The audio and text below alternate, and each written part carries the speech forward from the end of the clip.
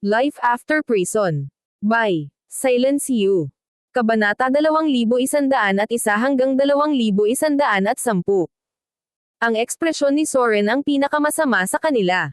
Nakakuyom ang mga kamao habang pinagmamasdan si Severin na nawawala sa paningin, galit na ungol niya.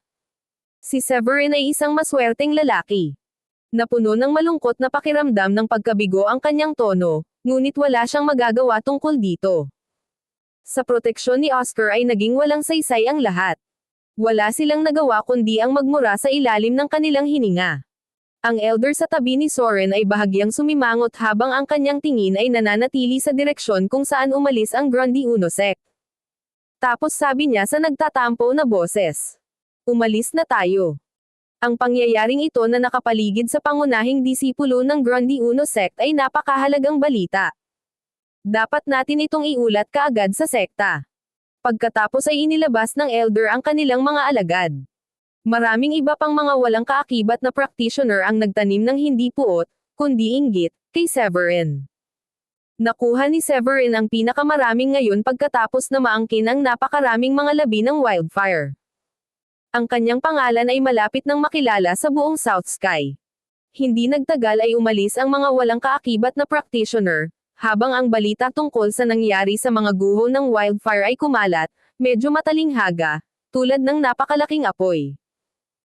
Di nagtagal, lahat ng tao sa South Sky ay tila pinag-uusapan ang parehong bagay, na kung saan ay ang mga pagsasamantala ni Severin sa pagkuha ng kayamanan at pamana ng wildfire, pati na rin ang kanyang gawa ng pagpatay kay Uzer at pananakit kay Sean. Sa isang taber na hindi kalayuan sa Arctic Heights, hinampos ng isang mananalaysay ang kanyang palumpon at inihayag. Pakinggan ninyo, pakinggan ninyo. Ito ang kwento ni Severin, ang ika-6 na pangunahing disipulo ng Grundy Unosek, na ang lakas ay nag-iwan sa marami ng kaunting problema. Pagkatapos ng isang dramatikong paghinto, nagpatuloy siya. Ang Severin na ito, sabi nila, ay isang kagilahilalas na kapangyarihan. Nakipaglaban siya sa 2 kalaban, ngunit ni minsan ay hindi siya natakot. Ang mga pangalan na kanyang nakalaban ay sina Sean at Uzer, gayunpaman siya ay nanindigan at lumabas bilang ang nanalo. Siya ang nangunguna sa isang labanan kung saan ang mga kayamanan ang premyo. Nang matalo niya ang kanyang mga kalaban, ang lahat ay nabigla sa gulat. Ang mga salita ng mananalaysay ay nagdulot ng pagkabigla at kawalang paniwala. Hindi pwede. Isang level 8 Supreme Saint na bumababa sa level 9 Supreme Saint mula sa Dayform Sect. Siguradong isang uri ng halimaw si Severin. Nakita ko ito gamit ang sarili kong mga mata. Nilipol niya ang mga henyo na iyon sa isang hampas lang ng palad. Parang katawa-tawa lang yan. Ang tavern ay sumabog sa mainit na debate, na pinalakas ng mga salita ng mananalaysay at ang mabilis na pagkalat ng mga alingawngaw. Ang reputasyon ni Severin sa lalong madaling panahon ay umalangaw-ngaw sa buong komunidad ng practitioner ng South Sky. Habang si South Sky ay nabigla at sindek, tinanggap ng Grundy Unosek si Oscar at ang mga nagbabalik na disipulo. Kaagad na umatras si Severin sa Pearl Light Isle, sabik na alamin ang pamana na nakuha niya, dahil hinihiling nila ang isang napakaingat na pag-aaral at pagsasama. Ang iba pang mga alagad ay nasa sabik pa rin, at sabik nilang ibinahagi ang kanilang mga karanasan sa kanilang panahon sa mga guho. Sa loob ng ilang sandali, kumalat ang balita sa buong sekta, at ang mga sinabihan tungkol sa mga pangyayari ay naiwang tulala. Ang mga pagsasamantala ni Severin sa Paradise Secret Realm ay umabot sa malayo at malawak, at ang kanyang halos maladyos na pagpatay kay Uzer ay nagpadala ng mga alon sa mga disipulo ng Grundy Unosek. Hindi nagtagal ay nalaman ng lahat ang tungkol sa mga nagawa ni Severin. Habang ang natitirang bahagi ng sekta ay nagpupuyos sa balita, isang eksenang pagkakaiba ang naglalaro sa loob ng isang liblib na silid sa isang espiritual na isla malapit sa ikalawang bundok. Ang mga putik ng liwanag ay kumikislap laban sa umiikot na espiritual na enerhiya, na pinupuno ang bawat sulok ng silid ng isang ethereal glow. Isang umuusok na ambon at makapal na fog ang umikot sa paligid ng isang payat na figure na naka-cross-legged sa sahig. Nakasuot ng balabal, ang figure ay nagtataglay ng hugis espada na kilay, kumikinang na mga mata, at isang mukha na tila paragon ng kagitingan. Nang imulat ng binata ang kanyang mga mata, isang kislap ng liwanag ang bumungad. Ang liwanag sa loob ng silid ay nagsimulang lumabo habang ito ay nagtagal sa paligid ng payat na figure. Ito ay walang iba kundi si Carl. Nawala ang hamog, at dahan-daang bumuntong hininga si Carl habang sumili ang ngiti sa kanyang gwapong mukha. Tagumpay sa wakas. Bulong niya, lumabas ng silid. Sa kanyang paglitaw, tila may naramdaman ang isang alagad na kanina pa nagbabantay sa labas at lumapit sa kanya na may nakakabigay puri ng ngiti. Binabati kita sa iyong tagumpay. Ang iyong kapangyarihan ay hindi ka panipaniwala, at ang iyong posisyon bilang unang pangunahing disipulo ng sekta ng Grandi Uno ay higit pang mapapatibay. Tinanguan naman ni Carl ang pambabola. Huwag kang mag-alala. Nakangiting sabi niya habang kinakausap sila. Sisiguraduhin kong lahat kayo ay magpo-promote kung maganda ang performance ninyo. Ang kanilang pambabola ay tumindi hanggang sa nahihibang antas sa kanyang paghihikayat, kaya't siya ay pinuri sa pagiging susunod Supreme Paragon at ang isa at tanging tunay na kababalaghan. Babalik din sila agad. Sagot ng isang alagad. Narinig ko na personal na pumunta si Oscar sa Arctic Height para kunin ang likod. Naiintrigang tanong ni Carl. Naaalala ko ang ilang mahuhusay na individual sa loob ng South Sky tulad ni Uzer mula sa Dayform Sect, Sean mula sa Gars, at Soren mula sa Pure Void Sect. Natahimik siya at hinintay ang pagdating ni Sandy. Bigla na lang, isang malakas na hiyawan ang sumabog sa labas, na lumalakas sa bawat pagdaan ng sandali. Kumunot ang noo ni Carl at sinenyasan ang isang alagad.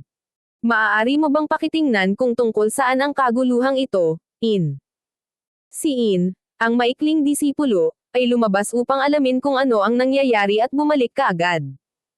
Ang pananabik sa kanyang ekspresyon ay nabawasan, napalitan ng matinding pagkabigla. Nang maramdamang may mali, tanong ni Carl. Nalaman mo na ba ang nangyayari? Nakabawi si In at gulat na sabi. Sinasabi sa akin ng mga taong nakausap ko sa labas na pinatay ni Severin si Uzer sa guho. Hiniwa din niya ang braso ni Sean.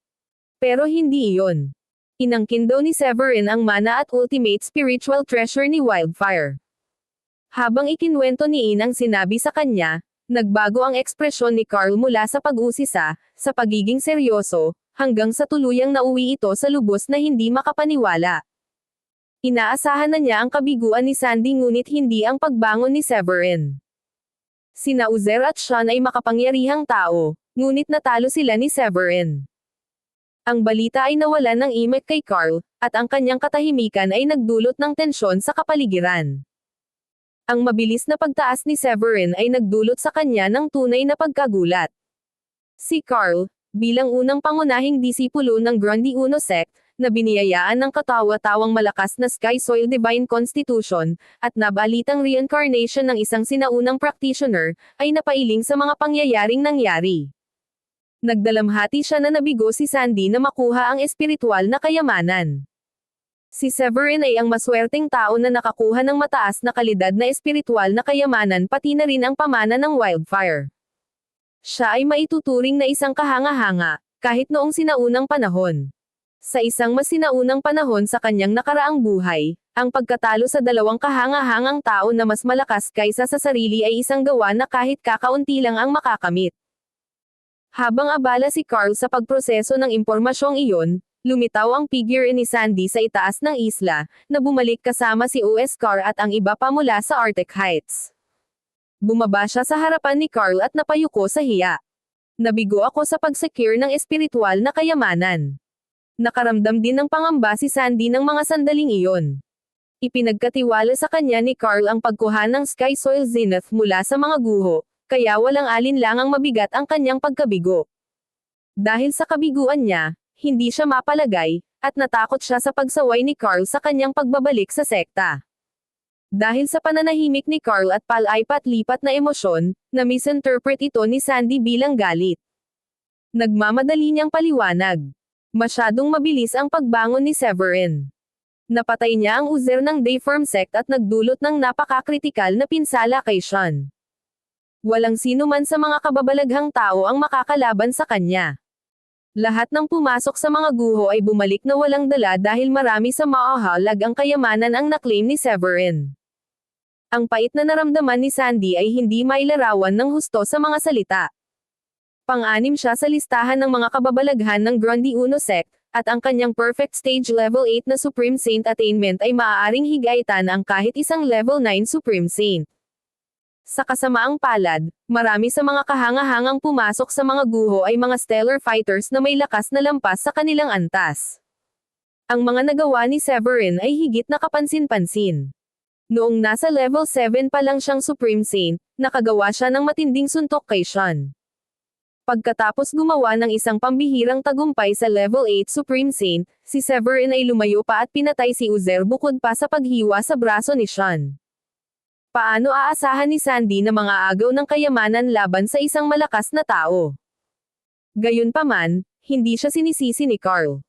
Kinaway niya ang kanyang kamay at sinabing, "Ayos lang. Huwag mo nang alalahanin yan sa ngayon." Nakahinga ng maluwag si Sandy. Pinaikit ni Carl ang kanyang mga mata, at ang dalawang kislap ng liwanag ay biglang hamupa. Walang nakakaalam, kahit si Sandy, kung ano ang iniisip ni Carl. Samantala, sa isang isla malapit sa ikatlong bundok, si Spencer, mula pa sa kanyang pambihirang tagumpay hanggang sa Paragon, ay hindi makapaniwala nang malaman ang nagawa ni Severin. Ang bilis niya nakakabaliw. Kulog siya. Ang kanyang kagalakan sa paggawa ng isang pambihirang tagumpay sa Paragon ay nabasag ng balitang iyon, at ang kanyang ekspresyon ay naging solemna. Si Spencer ay nasa loob ng ilang buwan, kaya hindi siya nakapasok sa mga guho ni Wildfire. Gayunpaman, matagumpay niyang nagawa ang kanyang pambihirang tagumpay. Gayunpaman, alam niya na si Uzer at Sean ay hindi mahina, sila ay mga kahangahangang may kakayahang lumaban ng higit sa kanilang antas. Isa si Spencer sa mga maswerteng hindi na-stock ng matagal sa level 9 Supreme Saint. Ang balita ng pagkamatay ni Uzer sa mga kamay ni Severin ay nagpaasim sa kalooban ni Spender.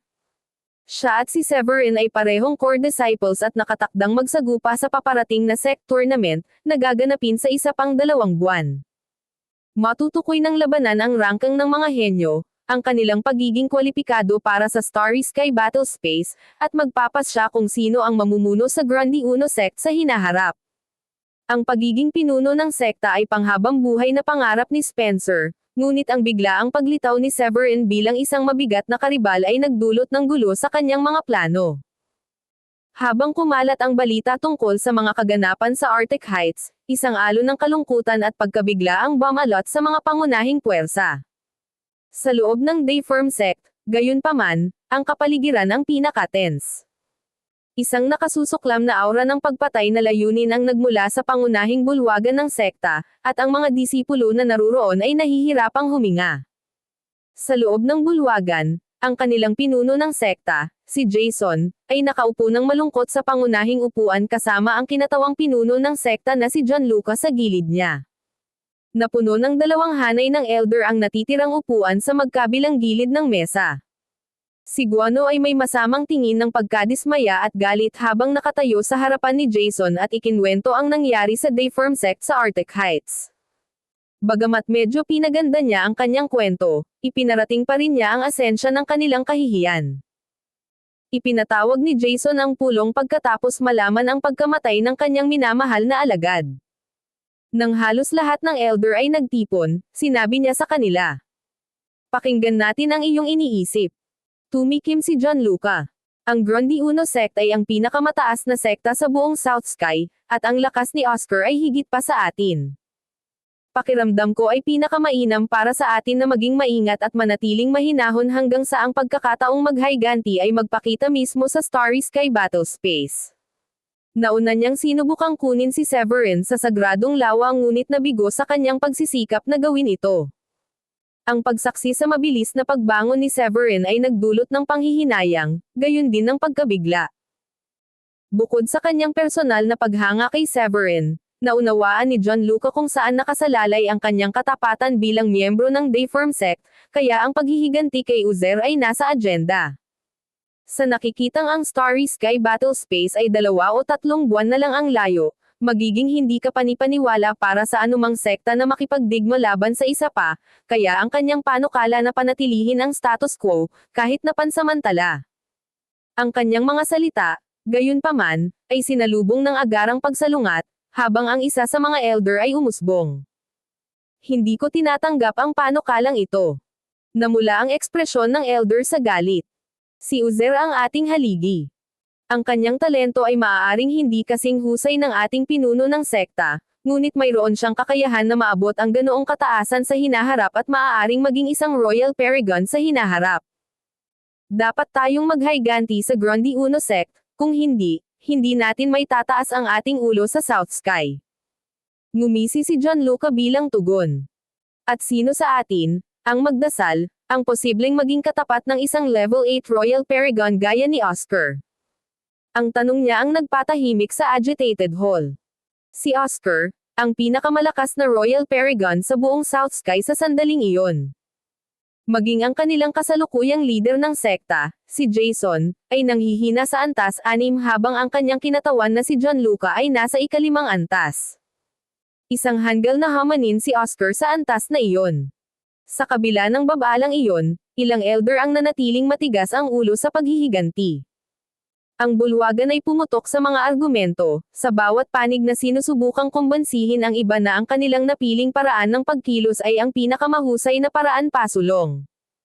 Sapat na. Umungol si Jason, pinatahimik ang ingay sa wakas. Maghihintay tayo ng ating oras gaya ng iminungkahi ng aking kinatawan. Kapag oras na para pumasok sa Starry Sky Battle Space, ipaghihiganti ko si Simeon sa pagkamatay ni Uzer. Ang desisyon ni Jason sa wakas ay nagdulot ng katahimikan sa mga nag-aaway na elder. Si Simeon, ang kanyang anak, ay isang kahanga-hangang talento na kilala bilang isa sa 3 magagaling na kababalaghan sa South Sky. Napakaswerte ni Simeon. Noong 5 taon pa lang siya, nakuha niya ang pamana ng isang dating Supreme Saint na may kaugnayan sa kidlat sa Thunderbolt Transformation Pool at nagsanay sa paraan ng 5 Thunderbolt Enlightenment. Pagsapit ng 8, napaamo na niya ang isang halimaw na hari. Nasa kanyang 20s, siya ay nakagawa ng isang pambihirang tagumpay sa antas ng isang Paragon, at Jason ay pinned ang kanyang pag-asa sa kanya bilang isang kahalili. Mula sa pananaw ni Jason, imposibleng maging Paragon si Severin sa napakaikling panahon sa kabila ng pagkakaroon ng kahanga-hangang talento bilang karagdagan sa pagkuha ng ilang bagong nahanap na kayamanan mula sa mga guho ng Wildfire. Dahil ang Dayform Sect ay nagpasya na hindi direktang harapin ang Grundy Uno Sect dahil lahat sila ay natatakot na magkaroon ng galit ni Oscar, ang kanilang focus ay lumipat sa Starry Sky Battle Space na malapit na sa kanila. Doon, ipinaghiganti nila si Uzer at pinagbuti ang mga pagkalugi na kanilang dinanas.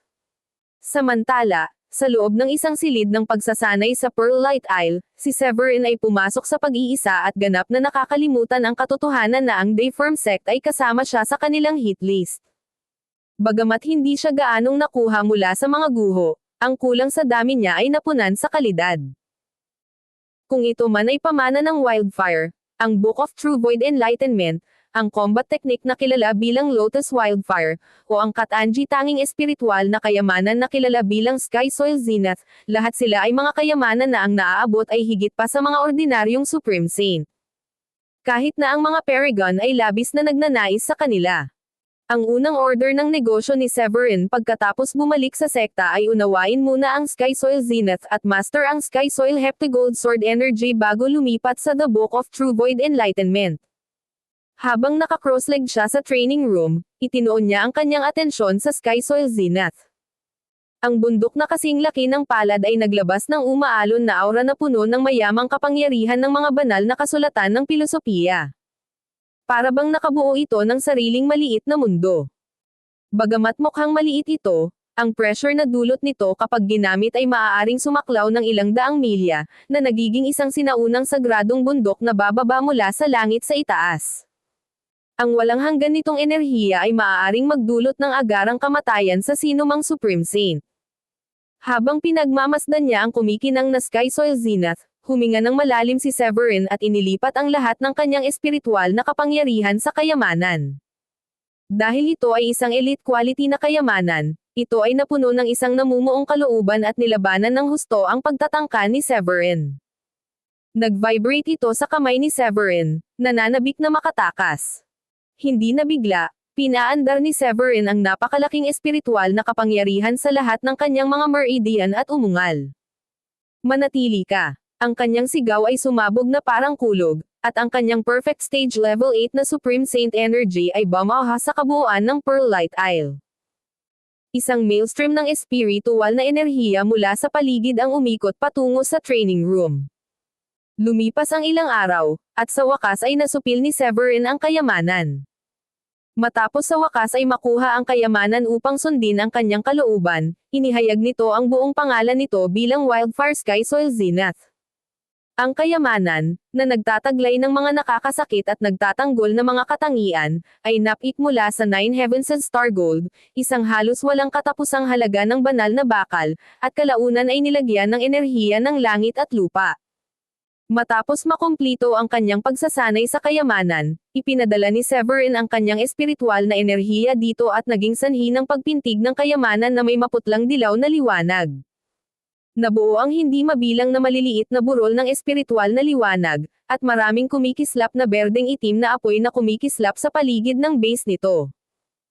Bagamat maliit ang mga sisihin, tila nagtataglay sila ng kapangyarihan na maaaring kusang gumawa ng pagkawasak anumang sandali. Sa kabila ng unang takot, nakaramdam si Severin ng matinding pananabik mula sa itim na apoy. Ito ba ang apoy na sikat na wildfire? Namangha siya sa kapangyarihang ipinakita ng kayamanan. Kahit isang maliit na kurap ay maaaring magpadala ng hindi maipaliwanag na panginginig sa loob niya, na para bang ang mga Diyos mismo ang kumukulo sa dagat. Matapos subukan ang nakakasakit na anyo ng kayamanan, nagpatuloy siyang subukan ang mga kakayahan nito sa pagtatanggol. Sa ilalim ng kanyang kontrol, ang mga tipak ng langit at enerhiya ng lupa ay nagkatotoo sa bundok na kasing laki ng palad. Sila ay napakalakas na ang kanilang paglitaw ay nagdulot ng mga lamat sa nakapalibot na espasyo at nag-iwan ng malalaking nakanganga na mga bitek. Isang napakalaking piraso ng enerhiya ang bumalot sa kanyang ulo at bumuo ng isang proteksyon na kalasag. Isang dagat ng kapangyarihan na binubuo ng nakapalibot na enerhiya ang dumaloy sa kanya tulad ng isang banal na ilog, na pinupuno ang kanyang katawan ng hindi maisip na lakas. Isang matagumpay na tawa ang kumawala sa kanyang mga labi. Ha. Kaya ko nang labanan ang Paragon. Ang pagkakaiba sa pagitan ng Paragon at ng isang Supreme Saint ay nasa kapangyarihan ng langit at lupa. Ang isang normal na Supreme Saint, lalo na ang isang Level 9 Supreme Saint, ay mahahanap na ang kapangyarihan ay medyo mailap kahit na maaari silang makakuha ng isang maliit na touch dito. Dahil pinaamo ang Wildfire Sky Soil Zenith, ramdam niya ang malakas na enerhiyang dumadaloy sa kanya tuwing nakikipag-ugnayan siya sa kayamanan. Nakaramdam siya ng kumpiyansa sa pagharap sa mga Paragon nang hindi kumikibo kahit kaunti. Ang kanyang unang kagalakan ay hamupa at napalitan ng isang panibagong pagtuon. Ang kanyang layunin ay nanatiling pareho. Ang gamitin ang Sky Soil na enerhiya para makabisado ang Sky Soil Heptagold Sword Energy. Kapag naabot na niya ang great success gamit ang teknik, maaari na niyang asahan ang paggawa ng breakthrough sa Level 9 Supreme Saint. Nang makabuo ng isang plano sa isip, umupo si Severin na naka-cross-legged at pumasok sa isang estado ng malalim na pag-unawa. Itinoon niya ang kanyang atensyon sa pamamaraan at dahan-daang kinuha ang enerhiya na nagmumula sa Sky Soil Zenith. Ang mga butil ng makapal na langit at enerhiya ng lupa ay umagos sa kanyang ilong na parang mga dragon na pumapasok sa isang kuweba. Hindi nagtagal, isang malakas na espada ang bumalot sa buong silid, na naging alabok ang lahat sa loob. Sa paglipas ng panahon, ang espadang nagmumula kay Severin ay tumindi at kumalat sa Pearl Light Isle na parang pagtaas ng tubig. Nanatili siya sa ganoong estado sa loob ng halos 10 araw, hanggang sa isang punto kung saan ang dumadagandong na dagandong at umaalulong na hangin ay bumaba sa Pearl Light Isle. Ang eksena ay nagdulot ng panginginig sa gulugad ng lahat, at ang buong Grundy Uno sect ay maaaring malasahan ang nakakabagabag na kababalaghan anuman ang kanilang lokasyon. Anong nangyayari? Bakit biglang nagdilim ang langit? Hindi ba't iyon ang direksyon ng Pearl Light Isle? Sinasabi mo ba sa akin na may isa na namang tagumpay na nagagawa si Severin? Habang ang iba ay sumabog sa talakayan, isang napakalakas na espada ang lalabas mula sa Pearl Light Isle at tumagos sa kalangitan. Sa isang iglap, Ang nakakatakot na itim na ulap na kumakalusko sa kulog ay nabasag sa ilalim ng pagsalakay ng espadang iyon. Isang maitim na bitek ang naiwan sa gilid nito. Hindi nagtagal, ang aura ng isang level 9 Supreme Saint ay nakatakas sa Pearl Light Isle sa ilang daang milyang radius. Si Wulrich at ang mga elder ay abala sa panunokso kay Celine nang maramdaman nila ang malakas na espiritual na enerhiya na umaapaw mula sa silid. Sabay silang tumingin at ngumiti hanggang tenga. Si Felipe, na abala sa laro ng chess kasama si Samuel, ay napadilat sa pagkamangha. Gasp! Ang sword wheel na iyon ay hindi kapani-paniwalang malakas. Nagawa kaya ni Severin ang panibagong tagumpay. Naramdaman ni Wulrich ang pagkislap ng pagkabigla sa kanya, na sinundan ng pagkislap ng pagmamalaki sa kanyang mga mata. Nagpatuloy ang buhay sa Pearl Light Isle matapos ipinagkatiwala ni Severin si Celine sa kanilang pangangalaga bago makipagsapalaran kasama si Diane at ang mga batang babae upang manghuli ng kayamanan sa mga guho ng wildfire. Pagbalik nila, agad silang nag-iisa at hindi man lang nagkaroon ng oras para batiin sila. Inaasahan ni Wulrich na ang pag-iisa ni Severin ay magiging mahaba, kaya walang alinlangan na nagulat siya nang mangyari ang gayong nakakatakot na kababalaghan sa loob ng halos 10 araw. Kahit na siya at ang iba ay matagal nang nasanay sa napakabilis na pagkamit ni Severin, ang kanyang mabilis na mga tagumpay, at ang kanyang pagkahilig sa paggawa ng ilang hindi pangkaraniwang pangyayari, ang nagliliyab na espada na bumaril mula sa silid ng pagsasanay ay nagdulot pa rin ng isang hingal na sorpresa mula sa kanila. Ang espiritual na enerhiya ay naglalaman ng isang napakalakas na kapangyarihan ng langit at lupa, kaya't nagkaroon sila ng impresyon na ito ay ganap na hindi katulad ng anumang bagay na lohikal na makamit ng isang Supreme Saint. Sa partikular, ang sword wheel ay napakalakas na kahit ang isang level 3 Supreme Saint tulad ni Wulrich ay makaramdam ng panginginig sa kanyang kaluluwa at isang pangangilig sa kanyang anit. Habang hingal na hingal ang mga nasa labas ng silid, huminga ng malumanay si Severin habang naka-cross-legged sa lupa. Dalawang parang dragon na daloy ng enerhiya ang pumasok at lumabas sa kanyang ilong sa maindayog na paraan. Nagliliyab na enerhiya ng espada na kasing matalim ng ginto na inukit sa nakapalibot na espasyo, tumagos sa buong silid at umaabot ng libu-libong milya sa kalangitan. Mula sa labas, nagpakawala si Severin ng pagiging isang walang katulad na swordman, at ang bawat selula ng kanyang katawan ay tila nagniningning ng kumikinang na liwanag ng espada. Isang napakalaking holographic sword light ang na-material sa kanyang golden energy core habang si Severin ay naperpekto ang Sky Soil Heptagold Sword Energy. Ang kanyang dagat ng espiritual na enerhiya ay napukaw ng hitsura ng holographic na espada, at ito ay kumulo na parang kumukulong tubig habang humahampas sa kanyang laman. Bilang isang taong nagtataglay ng chaotic constitution, nagpakita si Severin ng kaunting takot sa pagharap sa pagsalakay ng enerhiya. Sa kabaligtaran, siya ay napuno ng pananabik at pag-asa. Nag-channel siya ng surge ng spiritual energy sa kanyang mga ugat, na pinupuntirya ang mga meridian na hindi pa niya na-activate. Sa kanyang banal na pandama, umungol siya ng isang utos. Ngayon, buksan. Isang mahinang pagsabog na tanging siya lang ang nakakarinig na tila naging dahilan kung bakit lumakas ang kanyang aura. Karamihan sa kanyang hindi nabuksan na mga meridian ay nagsimulang mag-activate ng isa-isa. Mula sa 360, ang bilang ay patuloy na tumaas hanggang sa wakas ay na-activate niya ang lahat ng 365 sa kanila. Nang matapos iyon, nasaksihan ni Severin ang isang kumikislap na liwanag ng bituin na sumiklab sa kanyang katawan, na sinindihan ng banal na ningning. Napagtanto ng kanyang banal na pandama na ang gininto ang dagat ng kanyang ubod ng enerhiya ay napuno ng bagong tuklas na kapangyarihan ng langit at lupa. Ang isang bakas lamang ng kapangyarihang ito ay agad na napawi ang kumukulong karagatan, naiwan lamang ang holographic Sky Soil Heptagold Sword Energy na hindi apektado ng lahat. Natuwa si Severin nang makita iyon. Nagulat siya na ang kanyang tagumpay sa level 9 Supreme Saint Ento ay hindi sinasadyang nagbigay daan sa kanya na magkaroon ng isang hiwa ng kapangyarihan ng langit at lupa. Naikuyom ni Severin ang kanyang kamao at naramdaman ang maringal na divine power na dumadaloy sa kanyang katawan. Pakiramdam niya ay kaya niyang aipantay ang bundok sa isang suntok. Nang bitawan niya ang nakakuyom niyang kamao, huminga siya ng malalim at sinabing, Hindi ko inaasahan na matatanggap ang tulong na ito pagkatapos na sanayin ang aking sarili gamit ang enerhiya ng langit-lupa. Naisip ni Severin na ang paggamit ng Great Success in the Sky Soil Heptagold Sword Energy sa pamamagitan ng tulong ng Sky Soil Zenith ay magbibigay daan lamang sa kanya na higit pang palakasin ang kanyang Level 8 Supreme Saint Attainment. Hindi niya akalain na makakagawa siya ng breakthrough sa Level 9 Supreme Saint. Hindi lang iyon, ang pambihirang tagumpay ay nagbigay daan din sa kanya na magkaroon ng bakas ng kapangyarihan ng langit at lupa. Bagamat ito ay hindi gaanong, ang lakas nito ay lumampas kaysa sa mga ordinaryong Supreme Saint. Ang kapangyarihan ng langit at lupa, na maaaring ihalintulad sa mga banal na kasulatan ng pilosopiya, ay maaari lamang pangalagaan ng mga Paragon-level practitioner.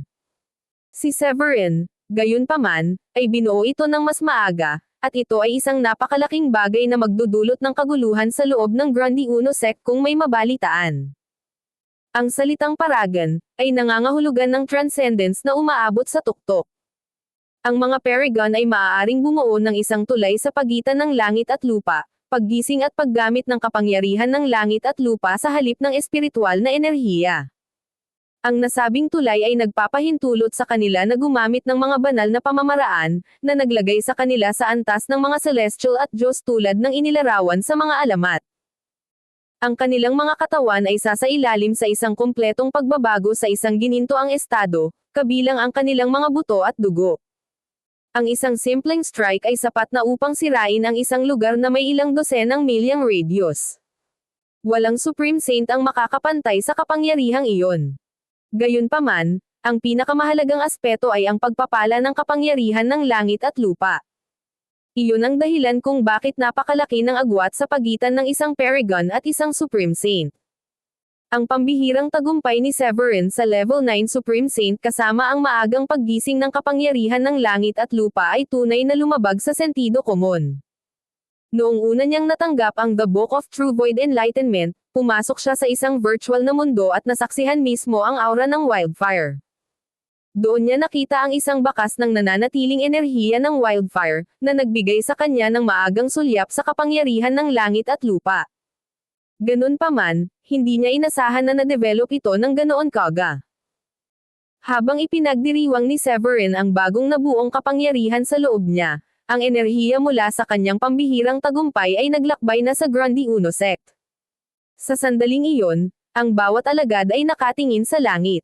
Sa loob ng pangunahing bulwagan ng ikapitong bundok, katatapos lang ni Miles sa kanyang pag-iisa. Agad siyang tumakbo palabas ng kwarto nang maramdaman ang malakas na aura. Tawa siya ng tawa at sinabing, "Ikaw ay isang kahanga-hanga, Severin. Hindi pa nagtagal mula noong huli mong tagumpay, ngunit nagawa mo nang maging isang Level 9 Supreme Saint." Alam niya ang mga nakuha ni Severin mula sa mga guho, ngunit inaasahan niyang dahan-daang tunawin ni Severin ang lahat at gagawa lamang siya ng isang pambihirang tagumpay sa Level 9 Supreme Saint sa loob ng isang buwan o dalawa. Gayunpaman, naabot iyon ni Severin sa loob ng 10 araw pagkatapos bumalik sa sekta. Si Miles ay isang eskrimador, kaya lalo siyang naintriga nang maramdaman ang natatanging sword wheel na nagmumula sa Pearlite Isle. Ang aura ay kahanga-hanga at maringal, at ang presyon nito ay sapat na matindi upang masuffocate ang isang tao. Kahit na ang isang Level 9 na Paragon tulad ni Miles ay naramdaman na para bang kinakaharap niya ang pinaka-asensya ng kaguluhan at enerhiya ng langit-lupa nang maramdaman niya ang sword wheel. Hindi niya maiwasang maramdaman na namutla ang kanyang pagiging espada kung ikukumpara. Nasaksihan ang lahat, bulalas ni Miles. Hindi ba? Ang Sky Soil Heptagold Sword Energy ay sinanay hanggang sa yugto ng Great Success. Pumalakpak sa ere si Miles at tinitigan ang Pearlite Isle na may halong pananabik. Bilang pinakamataas na pinuno ng 7th Mountain ng sekta at isang dalubhasang swordman, alam mismo ni Miles ang napakalaking kahirapan sa pagmaster ng Sky Soil Heptagold Sword Energy. Kahit na siya ay nakamit lamang ang maliit na tagumpay pagkatapos ng pagsasanay sa loob ng maraming siglo. Sa kabaligtaran, natutunan lamang ni Severin ang pamamaraan hindi pa matagal na ang nakalipas. Hindi naiwasang maalala ni Miles ang 2 bola ng Heptagold Energy na ibinigay niya kay Severin matapos ang huli ay gumawa ng breakthrough sa Alchemy Tower. Sa karamihan, ang panahong iyon ay tumagal lamang ng kalahating taon. Naalala ni Miles ang kanyang sariling pakikibaka sa Sky Soil Heptagold Sword Energy at nainggit kay Severin. Sabay hinaing niya. Ipagpalagay ko na ang Sky Soil Zenith ay nagtataglay ng hindi kapani-paniwalang malawak na reserba ng langit at enerhiya ng lupa. Hindi niya maitatanggi na may bahid ng selos ang naramdaman niya kay Severin. Ang mga kayamanan na nakuha ni Severin mula sa mga guho, bagamat kakaunti ang bilang, ay sapat na upang maiinggit kahit ang mga Paragon. Kung ito man ay ang Sky Soil Zenith, pamana ng Wildfire, o ang Star-Grade Combat Exercises at Divine Technique, ang mga naturang pag-aari ay karaniwang nakalaan lamang para sa mga Paragon. Ang Sky Soil Zenith, sa partikular, ay maaaring magpaliit ng enerhiya ng langit at lupa, na ginagawa itong perpektong tool para payagan ang isa na pinuhin ang Sky Soil Heptagold Sword Energy. Hindi na kailangang ipagsapalaran ng isang tao ang kanyang buhay upang umakyat sa Nine Heavens, sa gayon ay inaalis ang pangangailangan na harapin ang lahat ng uri ng mabangis na hangin at spatial rift para lamang matipon ang mahalagang enerhiyang iyon. Kahit sino ay may inggit sa ganoong kaganhawahan na ibinibigay ng kayamanan, maging si Miles. Samantala sa Sixth Mountains Hall, ang kanilang pinakamataas na master na si Daniela ay katatapos lang magpino ng isang batch ng 6th grade pills.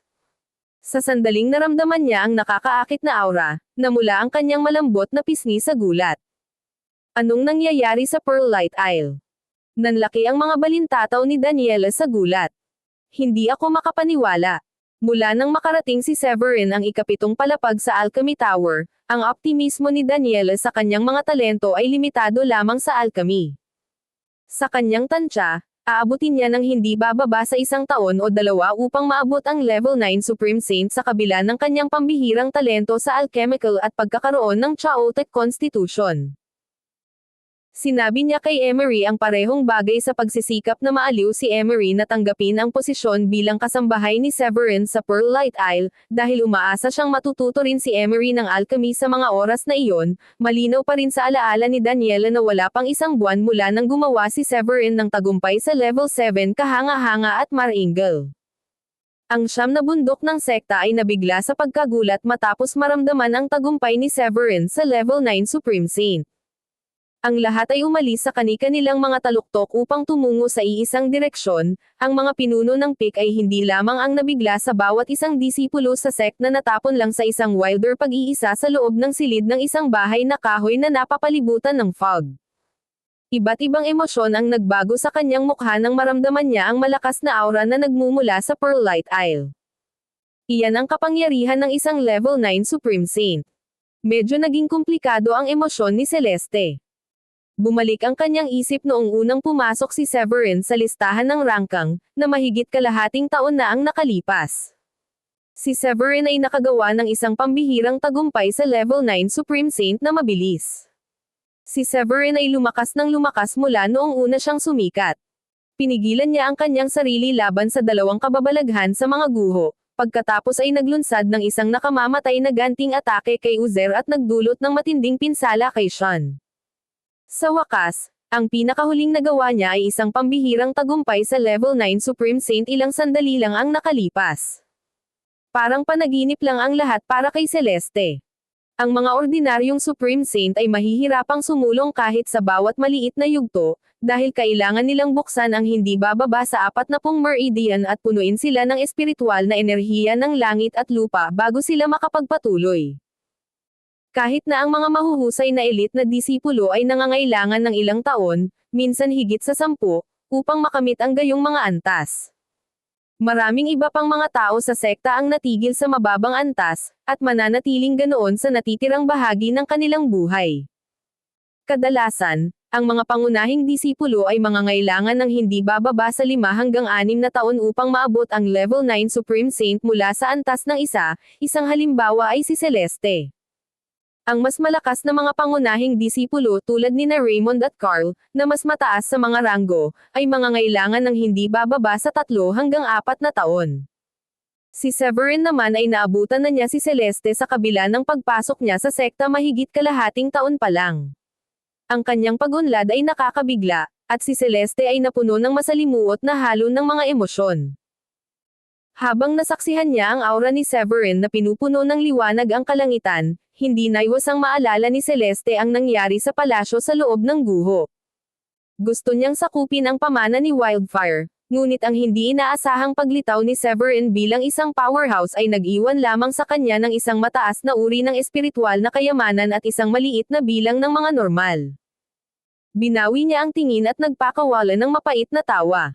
Sa tingin ko wala nang saysay na ikumpara ko ang sarili ko sa kanya. Bulong niya. Ang kanyang talento sa alchemical ay higit pa sa kanya, at ang kanyang mga tagumpay ay nangyari din sa napakabilis na bilis. Walang kabuluhan na bigyang kahulugan ang kanyang mga nagawa dahil nilabag nila ang lahat ng Loika. Samantala, sa isang isla malapit sa Fifth Mountain, naghanda si Raymond na pumasok sa pag-iisa ang insidente ng pambihirang tagumpay ni Severin ay natigilan siya. Nanlaki ang kanyang mga mata, nanliit ang kanyang mga pupil, at ang kanyang puso ay kumikilos sa kaguluhan. Level 9 Supreme Saint. Sumulyap si Raymond sa Pearlite Isle sa magkahalong emosyon. Nasaksihan niya mismo ang pagbangon ni Severin mula noong araw na siya ay nagpakita ng paghamak sa katayuan ng ika-6 na pangunahing disipulo hanggang sa pinatunayan ni Severin ang kanyang sarili sa unti-unting pag-akyat na kalaunan ay nagresulta sa isang nakasisindak na gawa ng pagpatay kay Uzer. Habang umiiwas siya sa mga naiisip na iyon, bulong ni Raymond sa sarili. Walang duda tungkol dito. Isa kang tahasang halimaw, at ang pinakadakilang kababalaghan na nakilala ng ating sekta. Bumantong hininga, tumalikod siya at pumasok sa kanyang silid na may determinasyon na gumawa ng isang pambihirang tagumpay sa Paragon bago muling lumabas.